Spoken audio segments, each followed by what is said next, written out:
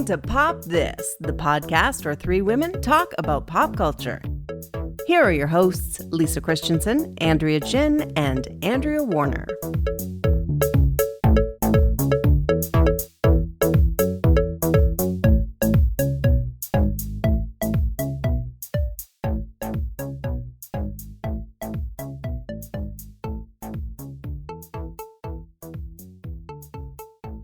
Do you ever just lay on your bed and do nothing? Like, don't listen to anything, don't watch anything, don't read anything, just lay there?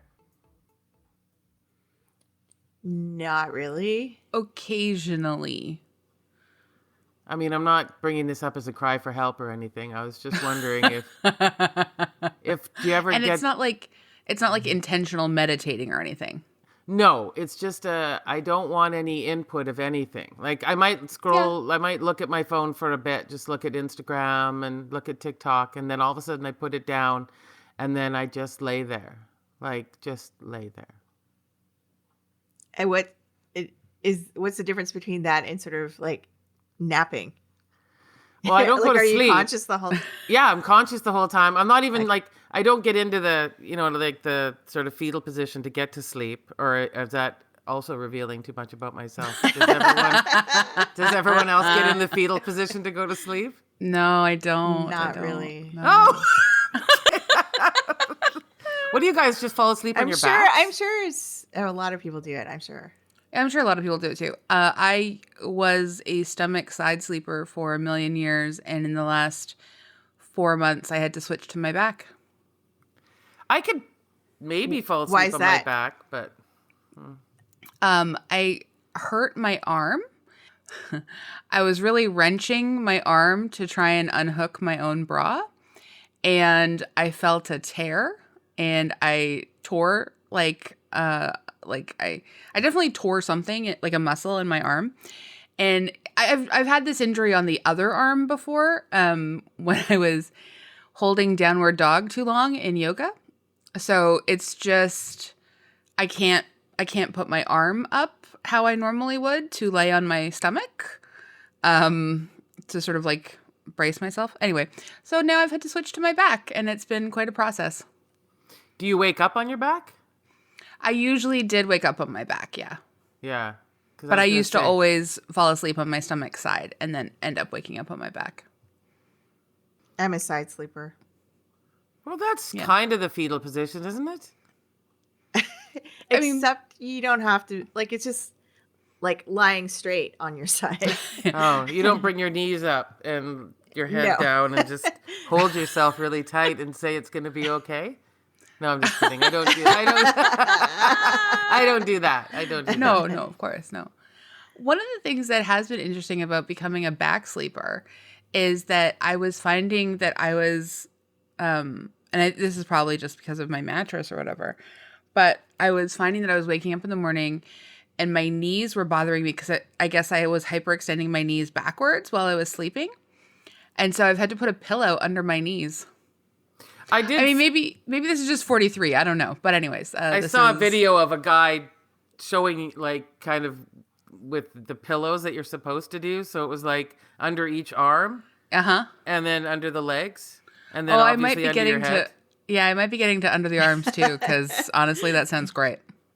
Yeah, but... Yeah. We're going to have to get a king-size bed. I'm going to have to, because Carlos doesn't have room if I put pillows under each arm, so... No. It's surprising that they haven't built a bed like that yet, that just kind of will cradle you and raise your arms and have cushioning under your knees. In terms of the cradling, you know what I saw the other day? Maybe it was even earlier today. I didn't read the full article. I just read the caption on Instagram. But apparently UBC students have invented dog beds for adults. Yeah, I saw that. Yeah. It looks so comfy. I know. And it's like, it's a perfect cushion on the sides because like the edges of the dog bed, well, human bed, nap bed, like would definitely hold your arms really beautifully. And then you just put a little pillow under your knees and they've got one at the head. Oh, great. Well, it's like beds don't, when you're in the hospital, they give you a bed that can do all of that, right? Yeah. Up the back. Yeah. Lift your feet up, right? And then they just send you home. And Yeah. I mean, I know the hospital stay was not great, but the bed was probably pretty good. Yeah, I've looked at I had to take a couple of friends bed shopping a few months ago, and we went through, and it was really fascinating to look and see all the different kinds of like, because you can get a bed that is divided, so like each side can do its own up down and raising and arching and whatever. It's like supposed to be one of those like marriage saver beds or whatever. Fascinating. Did you try it? Well, you couldn't really like get on and try the full mechanics of it, but I did touch it. You know what? It makes a lot of sense actually, because people usually have different sleeping styles and are like different firmnesses, and like because beds can be so specific these days. It's like, do you want a mattress that cools you down? Do you like a mattress that cradles you, or do you want to sleep on top of your mattress? Do you want to have like no motion, like feel zero motion from anyone else on the bed, and or do you like not mind kind of like a more bouncy type feeling? But yeah, like because I was bed shopping last year, and yeah, there's just like so many things to adjust now that obviously two people are going to have different preferences. Yeah, and so it makes sense to have different beds on either side. Isn't that what memory foam was supposed to do, though? Is that you're in your side and it squishes around you like it, And it does, but like there's still sort of like, it's easy to sort of roll onto the other side of the bed if you don't. Shouldn't the memory foam stop you? Hasn't it kind of gone up around you, sort of? A little bit, but it's still You have memory foam? I do, yeah. Oh. Yeah. Okay. And I love it. It's really great. But we've had our memory foam mattress for like 15 years. Oh. And we really need to get a new one. Yeah. And what do they say? You're supposed to get a new bed every, I don't know, it's probably some consumer thing, but every few I think years it's like every 10, I think it's every 10 to 15 years. Okay. I heard it on a podcast, and I don't know for fact if it's true, but maybe you guys are going to cringe when I say that I didn't know this, and you're going to say you absolutely knew this. Okay. You ready? Uh-huh. That you're supposed to get rid of your underwear every 6 months? I've never heard that before. I've never heard that either. Like, is that if you aren't washing them in hot water and like, I don't know. What was the reasoning behind that? Well, just because it needs to go. It needs to be refreshed. Here we go. Look at this. Okay. I just Googled this because... And it says, most experts recommend buying new underwear as often as every 6 to 12 months. Well, I mean, 12 sounds more reasonable than 6. Like, I would say I buy a certain amount of new underwear every 6 to 12 months, and then, rotate some out. Yeah. Yeah. Yeah. I tend to rotate out when I feel the underwear has played its part, though, if you know what I mean. Like it's seen better days. I don't get rid of it just based on a clock. No, I don't either. And I will say also, like, I am very specific about my underwear. It has to be 100% cotton, like gusset to gully. Like everything about it has to be 100% cotton. So yeah, that's like. And I have a lot of underwear, like, because I don't know. I like to always make sure I've got enough. I don't ever want to run out, and I get panicked about it. So I don't think I wear them often enough to rotate through every 6 months. Like, but you've given me a lot to think about here. Well, I didn't. Yeah. See, they discontinued my favorite brand of underwear. I mean, I would look into that. I would look into that article and see if it was funded by Big Underwear. Yeah, definitely by Big Underwear for sure. You're right. Yeah, it's definitely something, but I have given you both a lot to think about, and our listeners a lot to think about. It's time to honestly go through that a lot underwear more to think drawer. about than what this movie gave us to think about. Oh, yeah. Gotta say, we've done ourselves no favors so far this wedding month. It's been rough. Very rough. It's been rougher than a bad wedding. It's gonna get better, I think.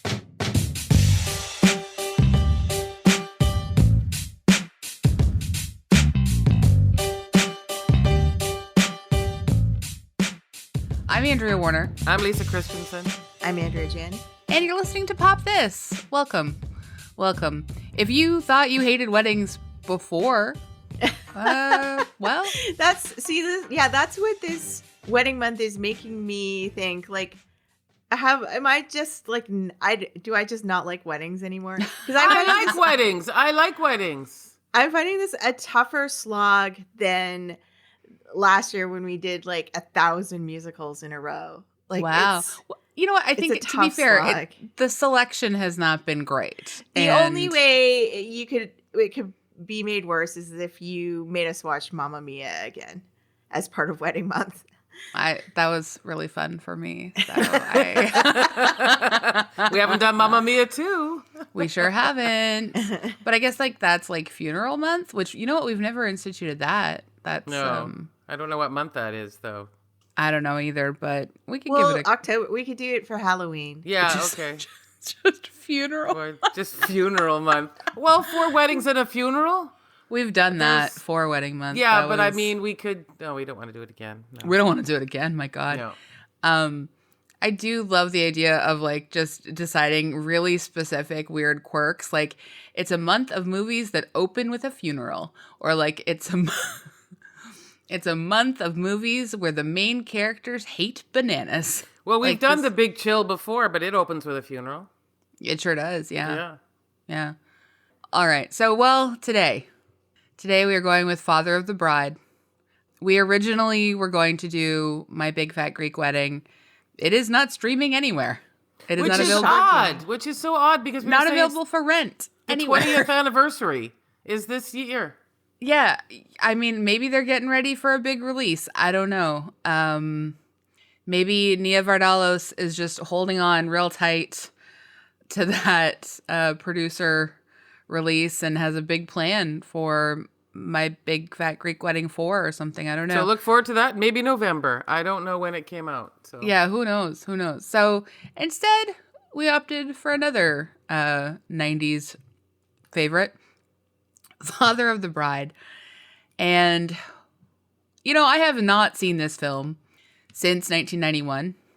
I don't know for sure, but like I can see this as like the kind of movie that like my dad would have taken us to in the theaters. Like we didn't go to movies that often, but he did like to go occasionally. And I can see us having seen this with him. It's a good family movie if I had to pick one reason to suggest it, that would be the only one I could think of. Did you guys see it when it originally came out? I think so. I don't think so. Lisa, you must have. It's a Nancy Meyers joint. I know I did. I mean, I was just trying to be coy, but of course I did. Yes. I think I might have seen parts of it when it was on TV, but I've never seen the whole thing. Oh, this is your first time sitting through the whole thing. Yeah. Wow, what a revelation for you. 2 hours. This was, I think, or just at least almost over 2 hours. It's an hour 45. It's an hour 45, to be fair. That felt like 2 hours. It did. I mean, because, 45 minutes of it was definitely a basketball one-on-one scene. Yeah. So 3 times in a row. Yeah.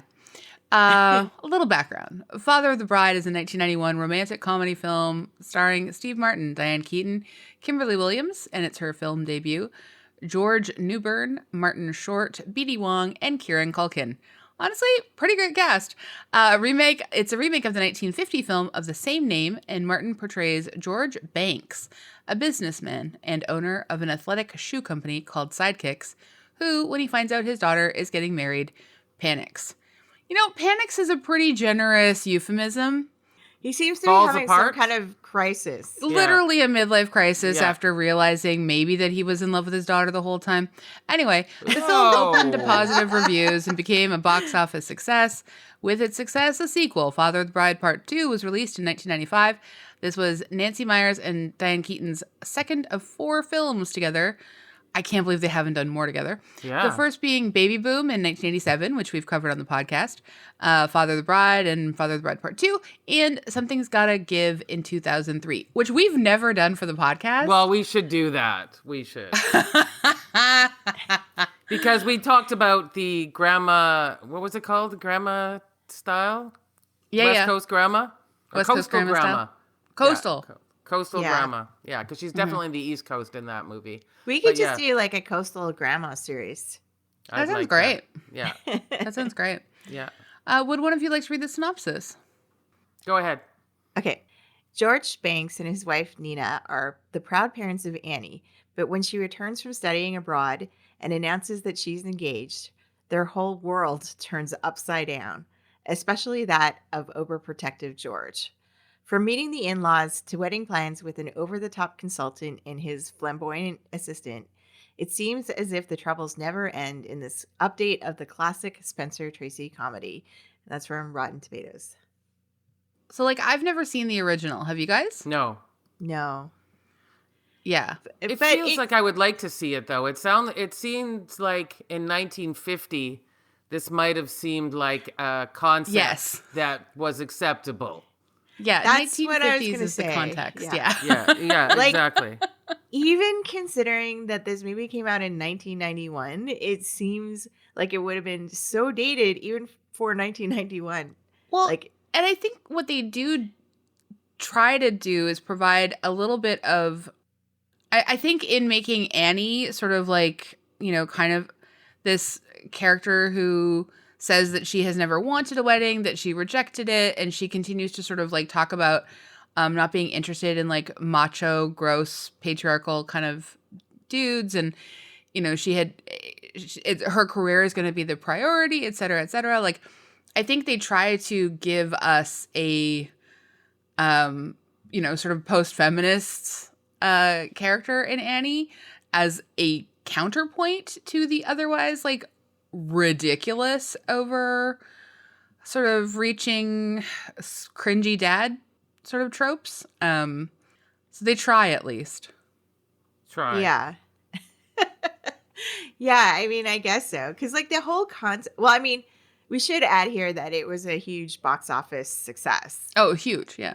And, you know, like, it has spawned. Now, the story, like, it started out as a novel, it's a movie in 1950, remade in 1991, Father of the Bride 2.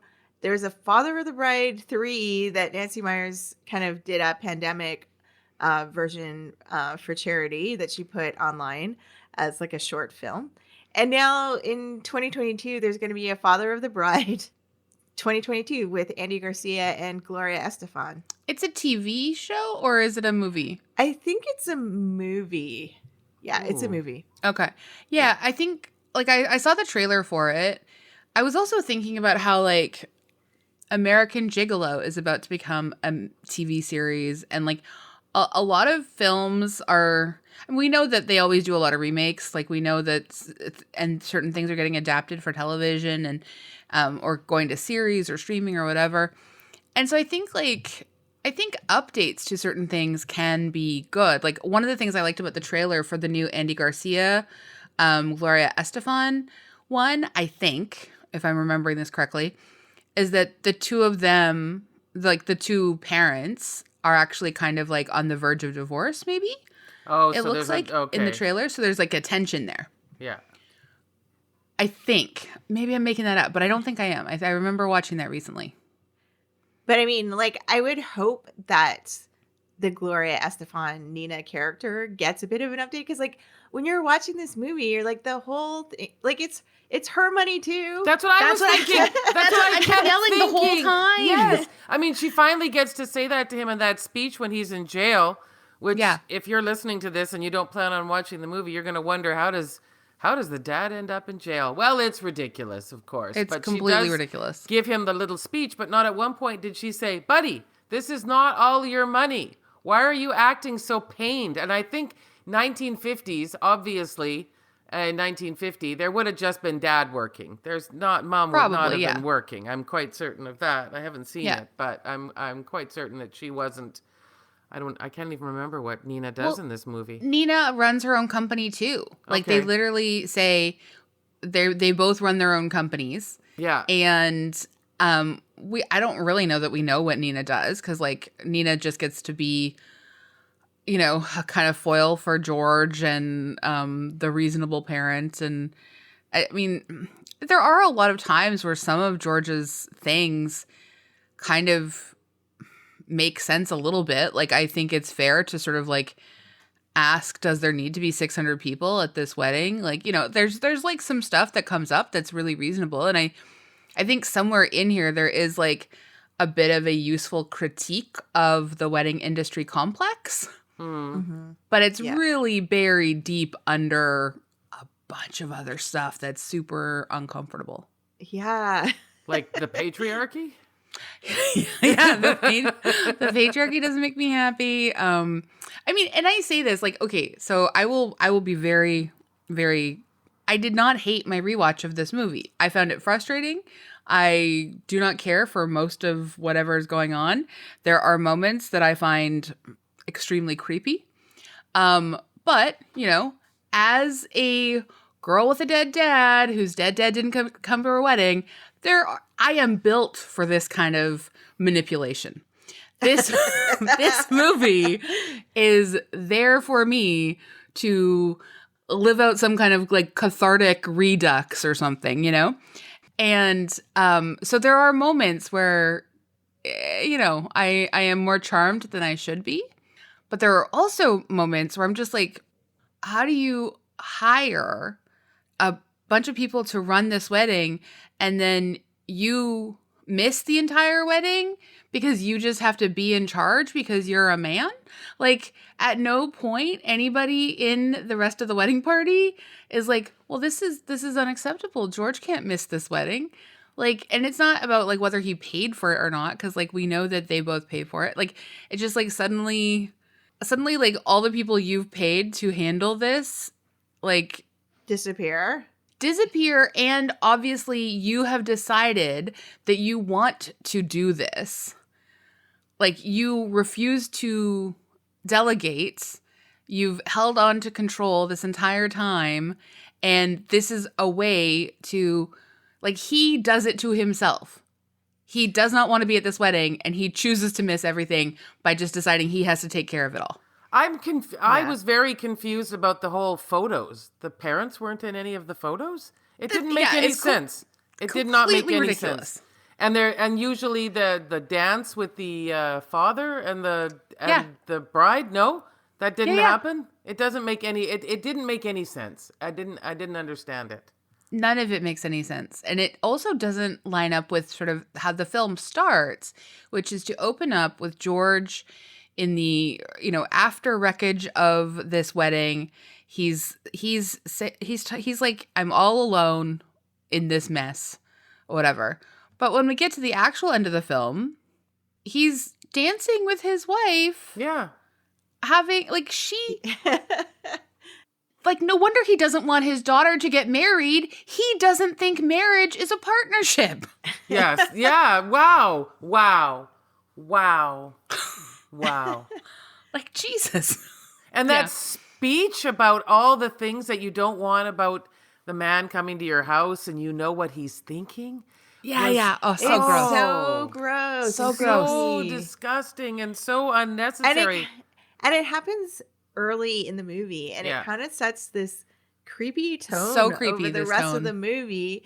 And there are so many scenes where it's just Annie and her dad, and after that you're just like watching it being like, dude, you're so over invested in this like idea that you're gonna, I don't know, you're trying to control your adult daughter's life. Like, just. And obviously, you're not a very close family, because not at no point did she phone and say, hey, I'm seeing someone in Rome and I've met his parents. Yeah, like, why wouldn't she mention that? I've been living with a man for 4 months. Yeah, we traveled all over Italy. We've had some really kooky adventures. I'm not going to send you a photo of him. I'm not even going to tell you anything about him until I blurted out at the dinner table. It didn't Well, I make guess it was any 1991, sense. so transatlantic phone calls were A expensive. letter? A postcard? No, I know. I've met someone and it's pretty serious. I know. She It's doesn't just even the phone her worst. parents the moment she gets engaged? Nope. No.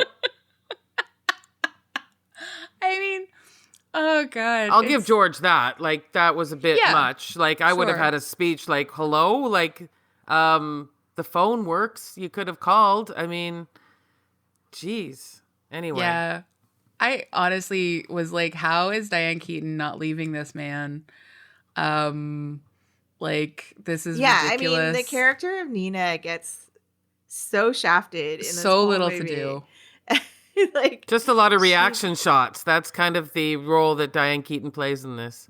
Yeah, like imagine going from starring in Baby Boom with Nancy Meyers in 1987 to 4 years later getting the real wife treatment in this movie. yeah.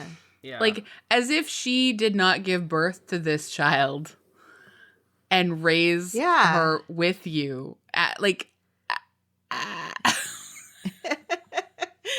Yeah. And there also seems to be a really large age gap between Annie and her brother. Oh, yeah, there's like 12 years. And I Yeah. mean, like, you know, cool, I guess. So you got used to one kid and you were just like, okay, this is where all my energy's going.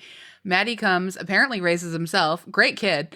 I thought Kieran Culkin, what a charming, like, I mean, that's what you want from a young Culkin, right?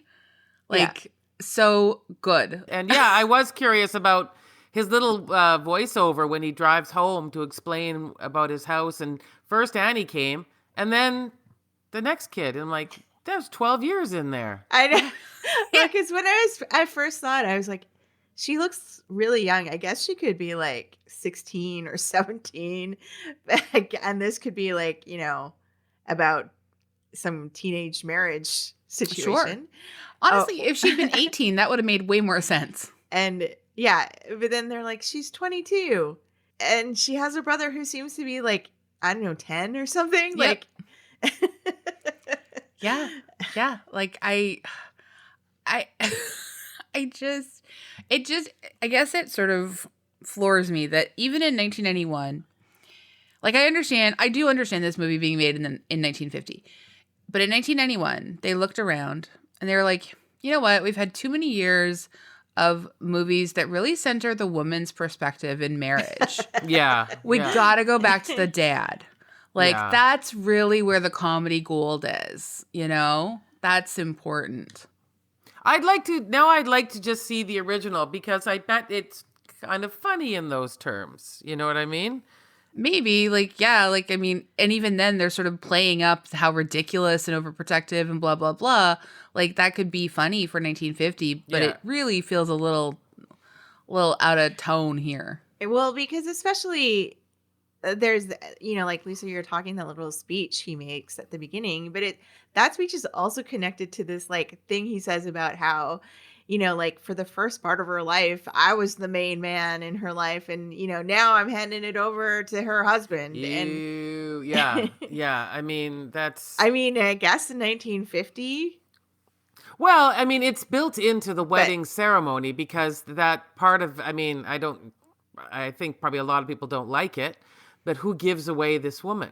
The idea that the woman cannot take care of herself, so you're passing the baton, so to speak, of this piece of property from the father to this new man. So, but I would like to think that, especially when we have to go through that blender scene with Annie, like, I mean, that is the only conflict in this entire movie. I know. But you guys remember, I don't know if you remember, but like one of like the first like mega fights that I ever had with Carlos was when for my birthday, it was like the second birthday we celebrated together as a couple. He among the little gifts he bought me, like the biggest gift was a crock pot, a hot pot or whatever. Yeah. And he was like, what was he thinking? I mean, he regrets it to this day because I lost my mind in a parking lot in Portland. Like I went off in ways that probably to this day are still scarring him.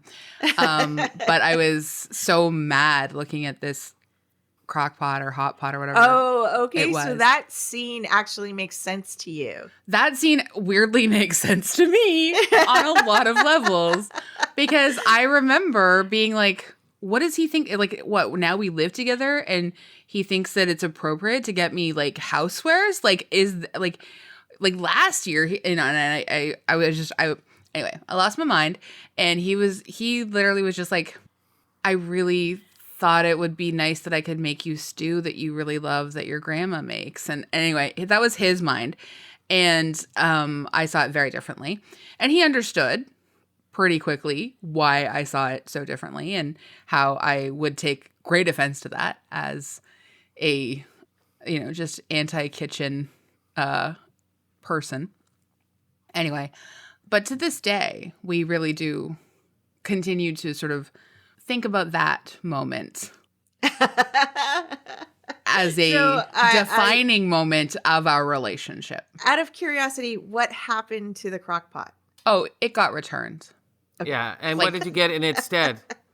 I don't even remember, but I don't even remember what I got instead. New underwear. No, I gotta say, if he had then bought me new underwear, I'd been like, all right, I guess this relationship's done. Yeah. So I'm glad that wasn't the case. Like, I'm glad we didn't just level up in the factor.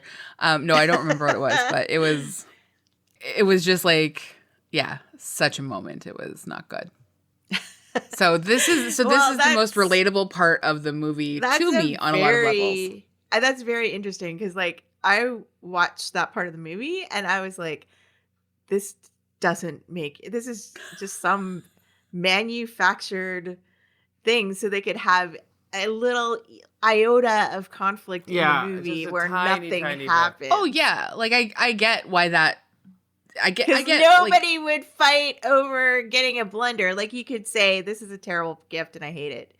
But not cancel your whole wedding. Yeah, to cancel the whole wedding over it just seemed like so overblown. And did I consider whether that was a good enough reason to break up? I thought about it for a little bit. So wow. Okay. Like, all right. Well, because like in some cases, certain things just take on this whole other life of their own. They become to represent something that you're afraid you've missed. Like, is this the first sign that I'm secretly with like a misogynist, I think you would have noticed after 2 years, no? Look, some people don't notice after 15 years, Like there are a lot of people in crappy marriages. Obviously, Nina and George, right? There you are. Well, Nina, what's Nina and George doing together still? I don't know. Anyway, the idea that like when he has his epiphany and he's like, oh my God, Annie's Brian is her Nina. I was just like, well, that is a cursed dynamic. Obviously. Poor Brian. Yeah. I've never said in my life, poor Brian, but if that's what his future is where like his wife just feels that she is on a one-person mission of like controlling their entire family and is the only person, like it to be so self-obsessed and such a narcissist that like it's all about you all the time. Yuck. Yeah. Did you guys recognize Brian as being the oldest kid that from Adventures in Babysitting? No. Yes. You did. Oh. Yeah. I don't like him. He's barely in the movie. He's so bland. How could you even have an opinion? No, I know. Wait, the oldest kid in Adventures in Babysitting. No, he's not that. Yes. He's the guy who shows up and is the frat dude who rescues her and drives her and that's who he plays. The oldest kid in Adventures in Babysitting is like a Coogan, like Keith Coogan or something, like one of the like or Are Andy you Coogan sure or something of like this? that. Oh yeah, I'm positive. Okay. I can stand by So he's this. the one that is nice to her then. Yes. Oh, but he is in Adventures in Babysitting. Yes. Okay. Yeah. I don't care for him much as an actor. Whenever he shows up in something, but he's good as a creep. So that's why it's hard to like him in this. You know what I mean? Like, he's just sort of like a banal nice guy or whatever. Yeah. What did you think of Martin Short as Frank? The accent thing, I found pretty, yeah. That is a lot of wild choices went into Frank.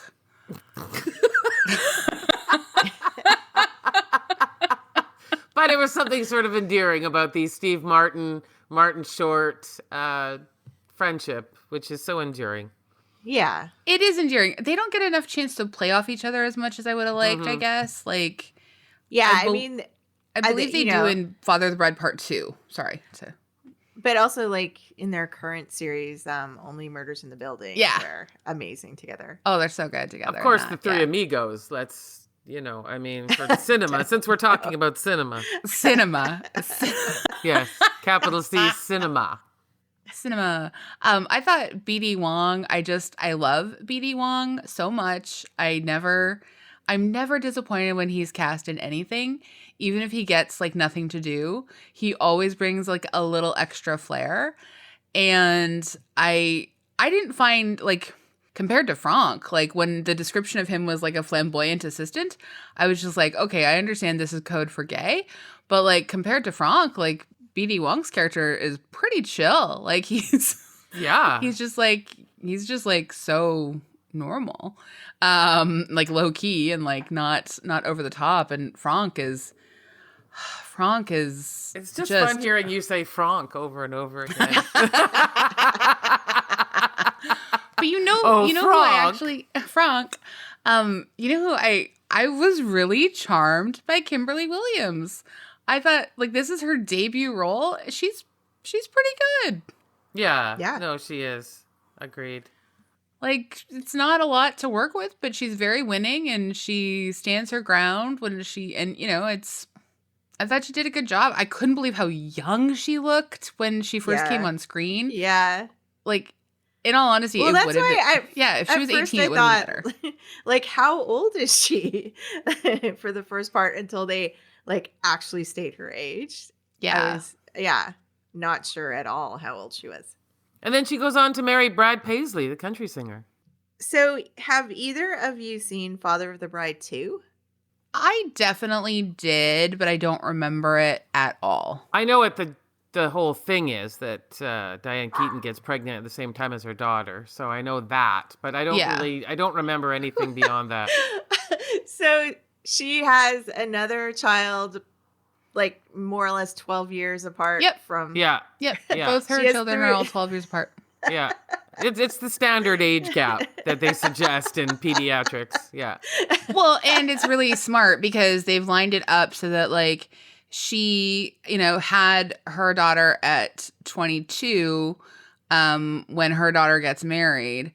She had Maddie 12 years earlier and now, another 12 years. So she's 46. They've really worked out the math quite well on the film. Even though the movie, I think, is 4 years later. I think that they fudge the dates a little bit so that it's more on the believable side of pregnancy, like really late pregnancy. So the movie is just about both of them going through pregnancy together? Yeah. No, it's about George panicking that he's going to be a father again, and a grandfather at the same time. So it's all about him. It's all about George. This is the thing. Like, if you if you can't find anything in George to relate to even a little bit, I don't see how you can get through this movie. And it's hard in places, but occasionally he makes a bit of sense. And then I'm like, okay, I'm never obviously Team George because he's a ridiculous, ridiculous person. But every once in a while, I'm like, well, dude's got a point. Like, even a, dead clock is right twice a day, right? It's just dead clock. I think it's a clock broken that clock. has died and nope, passed. George is a dead clock. Funeral clock.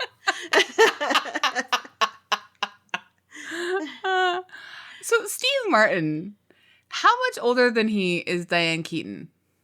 I don't know. They're Like, probably around the same age, I would think, aren't they? I get the I feeling would he's have- 10 years older than her. He is currently 76. She is currently 76. Oh, Yeah, so- you're right, Lisa. All Yeah. right. I would We not have just guessed. love Diane Keaton so much, and that's. Well, historically, I do not. And so this is... Oh, well, yes, okay, but I meant in these movies, we tend to. Oh, I think she's doing everything she can humanly possible in this movie. I think she's doing her best. But so will you watch Father of the Bride 2022? Oh, that I will. Yeah, I didn't know it existed. No, sorry, I thought you meant the little short film for the pandemic. I will watch that. No, I will not. No. Unless you make us for this podcast.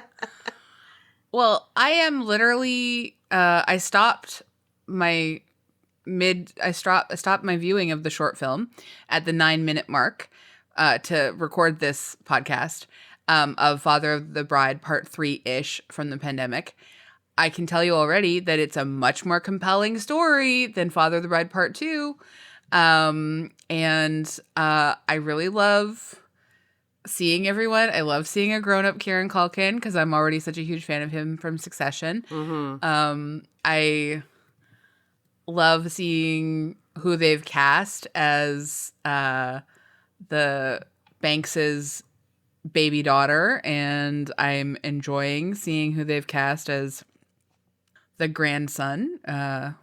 Don't love that they're now called Poppy and I think Grammy or something. Anyway, I guess maybe it's cute, but I don't know. It just seems like if you have lived in like a very boutique, elite white part of California for a long time, it's unlikely that you're going to be called Poppy. But whatever. What do I know? I don't know. Maybe that's truly traditional to San Marino, California. When I was reading about this movie, they're saying that along with Home Alone, it was part of this trend of movies that like made kind of affluent white families, palatable to like movie-going audiences. Oh, yeah. Yeah. Yeah, I can see that. But yeah, as for and Andy Garcia, Gloria Estefan, I really like Gloria Estefan. Mm-hmm.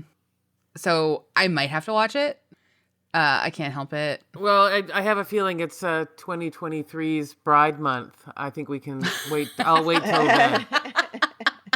Yeah, wait until we force you to for the podcast. Yes, That's exactly. Like a smart, yeah. That's a smart idea. That's a I don't really need smart to idea. bring that. I'll be laying in my bed just thinking about nothing rather than watch Father of the Bride 2022. But Lisa, you normally really enjoy Nancy Meyers movies. Like what about this movie kind of really didn't work for you compared to her other movies? Well, even the other movies, that there has to be some angst I can relate to. Some, even if it's small, even if it's just like The Intern, where Anne Hathaway's trying to figure out how she's going to run her company. I feel like there's some tension there. I can't figure out what conflict, what possibly, like, it was just the most ridiculous. It was like watching an episode of a really bad sitcom is what it was.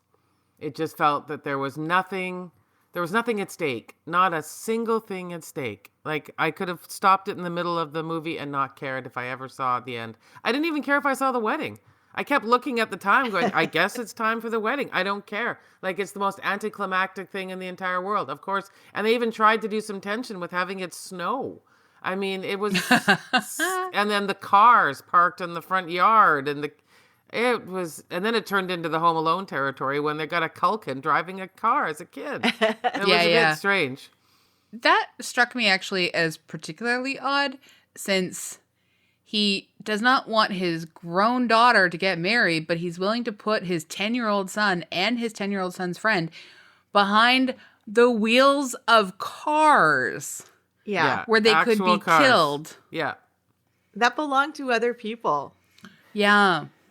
Yeah. I mean, I just, I'm not saying all comedy needs to make sense, but like at least it needs to be comedic. Right. Yes. And I guess that's a whole other issue. I don't think I laughed even once. Even No. Franck did not make me laugh. Though the one thing that surprised me a lot was just how sort of dated the clothes look. Like I, don't think of 1991 as that crazy dated, but I guess it's just like close enough to the 80s that everybody's just wearing incredibly baggy, oversized clothing and, headbands and stuff like that. Well, like Annie's black dress when we first see her is nice. That's fine. It's a simple little black dress. Diane Keaton never gets a fair shot in the wardrobe in this film, so we gotta just sort of skip that. Annie's wedding dress is hideous. Yeah. Hideous. I enjoyed the little bride side But was that kicks. That's kind of fun. But in your minds, was that a fashionable dress in 1991? It's hard to say. Maybe. It might be, honestly, because you remember my confession about how, like, my grade 7 graduation dance that, like, we had to stage ourselves. I ended up buying a full white linen shorts pantsuit, like a shorts suit that I paired with white stockings, white shoes, and a floral shirt. Oh my goodness. I need to see that photo badly. You sound like you dressed as a politician at a barbecue. Honestly, yeah, basically. Or on a vacation. It was the closest thing that I thought I could, like, it was the closest thing that I found to, like, because the shorts were white, baggy, crinkly linen enough that it almost looked like a skirt, but they were shorts. Yeah, it's not a great look. So I don't know if you're the right person to ask about proper fashion but think etiquette of how then. that was available to me in a store in 1992 to purchase. So as a fashion in 1991, I don't think it's that far off. Yeah. No, it was bad. All those tucked in shirts of Diane Keaton's and those horrible and those chinos. Oh, well, and look at Steve Martin's, like, his baggy pants, like, where it just looks like he dropped 3 deuces in the back and, like, that's that. Like, but they were more fitted. Steve Martin's wardrobe was more fitted than Diane Keaton's wardrobe. Yeah. The only time he looked good in the whole movie was when he was wearing his, like, hilarious 70s tux. Yeah, that's probably right. Yeah. And Diane Keaton, her little mother of the bride outfit was so matronly. I thought she was like 80. Oh my God. Carlos turned to me and said, "So you're telling me that these people are 2 years younger than us right now?" And I said, "No, do the math. They're the same age as us." Wow. Diane Keaton in this movie, if I'm to believe the math. Oh, no, I'm sorry. She's 44. So Diane Keaton is 1 year older than me in Father of the Bride. Yeah, and that outfit, that's wild. Grandma Honestly, territory. Yeah. What just and those incredible white pumps. Oh my God. I've never felt more youthful than this second, right at this second. But I mean, maybe like having children 12 years apart and just like having to raise children 12 years apart, maybe that just ages you. Yeah, you're right. Maybe you get aged by having George as your husband too. That could be. Oh, absolutely. Yeah. Honestly, yeah, both. And his midlife crisis car he bombs around in. No, the whole thing is depressing. Car is so embarrassing. Yeah. Oh. When she's like, "We don't buy nice cars. We don't do it," and we were just like, "Why don't you? Why aren't you going to Paris, France?" But isn't he driving like some fancy sports car? Like, yeah. Well, they're not spending money on clothes. We know that for a fact. You're right. We do know that for a fact. Although they should. Yeah. or I was going to say that kind of stuff like Polo Ralph Lauren tucked in shirts into chinos probably wasn't, that cheap at the time. Fair. Yeah. But, boy, she should have spent her money on something else. That's for sure. God, it's not great. It's not great. Well, especially it fits with the movie. Diane Keaton, when she has like such a specific personal style that we know exists in her real life. Yeah. That's so great. And then to see her sort of like in this, like these outfits. Yeah, Not fair. dowdy's just about the right word for this, I would say. Yeah, it's a real shiny frump zone. I don't It's love a real it. suburban sort of sexless look. Yeah. Yeah. Yeah. I mean, again, also those George's pants. He's where I understand he manufactures sneakers, but just like the fact that he wears those pants with those sneakers all the time, like I just have a lot. Anyway, Yes. Anyway, there's nothing we can do. We have a big question to There's answer now. nothing we can do. There's nothing we can do. That pretty much sums it up. All right. So our big question: does Father of the Bride pop? No. I'm just in such a foul mood from watching all these wedding movies that I'm gonna just say no, it doesn't pop. No. Yeah, it doesn't. And I think I enjoyed it the most out of the three of us, which is saying a lot. It's dated. It's boring. It has no Okay, stakes. here's a question. Where does it rank in the 3 wedding movies we've seen so far this Bride Month? Oh. We've seen Marry Me, Destination Destination Wedding, Wedding. and Father of the Bride. Shoot, because I did actually laugh out loud once during Destination Wedding. And Marry Me has Jennifer Lopez. Oh, gosh, this is hard. Wow, I'm going to give them a resounding tie. Sorry. I will honor the question in this moment at this time. I think that Marry Me is number 1, Father of the Bride is number 2, and Destination Wedding is number 3.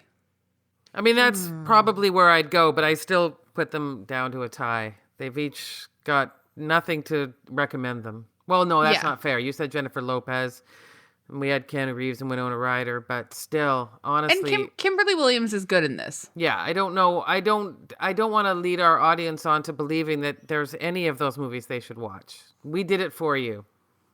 Yeah, I agree. Like this month shouldn't be wedding month. It should be like movies you shouldn't really bother watching, probably. But we watch them it for might you. get better, you guys. It might get better. Okay, Fingers we've crossed. got hope. Hope. Yeah. Hope it'll Well, get what's better. our final movie? Oh, we have 2 more, AG. So sorry. June's a long month. Okay. June's a long month. Sorry. What We've are the got 2 final more. 2? The Wedding Singer. Oh, Which yeah, I think no, I really love that. that will be fun. That will be number fun. 1 in my ranking. Yes, I love that movie. Yeah. But also another movie that I've heard is very, very good, and I don't think I've seen it in a long time, Monsoon Wedding. I'm happy to do all of that. Yay! All right, so we have some hope. Maybe we're going to end Wedding Month and It's only up from here. Come on, let's be honest with that. agreed. Yeah. Agreed.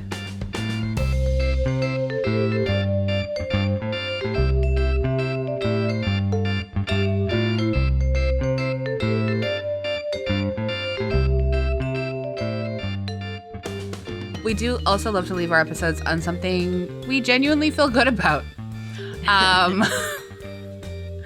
So, you know what? I'm going to go first because I genuinely feel so good about this. And I know that we've already got on the schedule. So it's kind of like, should I even recommend it? Because I know we're going to do it. But I love it so much. The new season of Hacks.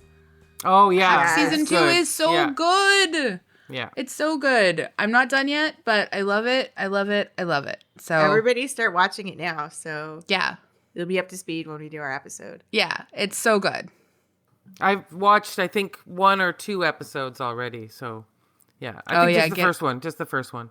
Okay. I'm up to episode 4 or 5. I don't remember exactly, but we watch it with my grandma too. And yeah, it's been really fun. Excellent. AG or Lisa, one of you? I can go next. So every once in a while, I like to do like a small sewing project just to, challenge myself to see if I can still figure out how to sew. You want to keep your fingers nimble. I get it. But I wanted to recommend that this great fabric distribution company in Vancouver called Blackbird Fabrics. for anyone who sews out there. And so I've been ordering from them for the past few years, but it's this woman named Carolyn who started this fabric company in her apartment. She started just selling like a dozen types of fabric in her apartment. And now she's expanded to this like huge warehouse with 20 people working there. Wow. In this van. And they occasionally have open houses like to go, and so you can like feel the fabric, because that's like really important, because sometimes online you can't really tell. And so I went on Friday to have a look, and it's just like such an amazing atmosphere, because like there's all these like incredible looking people like working there. Like they've all sewed their own clothes seemingly. I think most of them had. And then the fabric curation is just so good. Everything looks, like something that would be easy to sew with, or that is like fashionable or cool, or just like a good fabric. And so I just wanted to let anyone out there know, if they're sewers, Blackbird Fabrics. Mwah.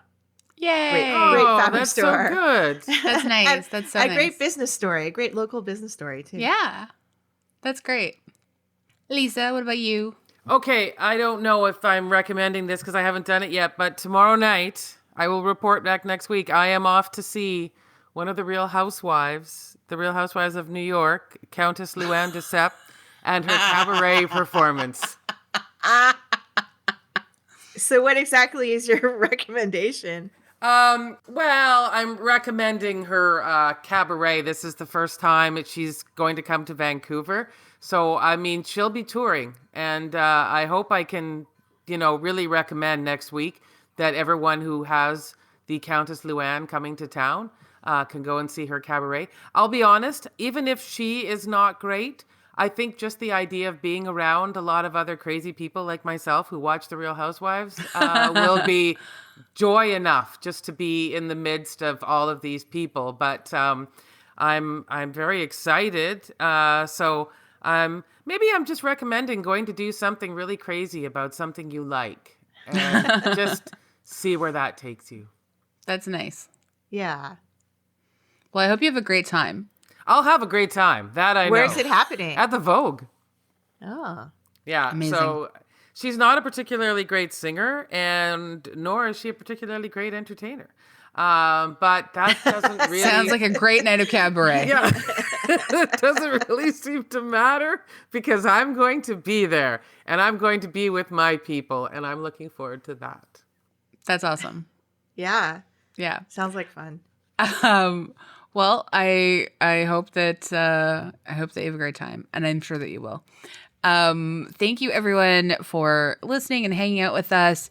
You can follow us on Instagram, on Facebook, on Twitter. You could email us at popthiscollective@gmail.com. And if you wanted, you could rate and review us 5 stars. 5 stars. And thank you to Andrea Gin, our co-host and producer here at Pop This Headquarters. I make that sound like it's an actual place. It's Andrea's home. But but thank you always. Great headquarters. And, yeah. Big thanks to all you who keep listening every week. We really appreciate it. Yeah, thanks. Thank you. Bye. Bye.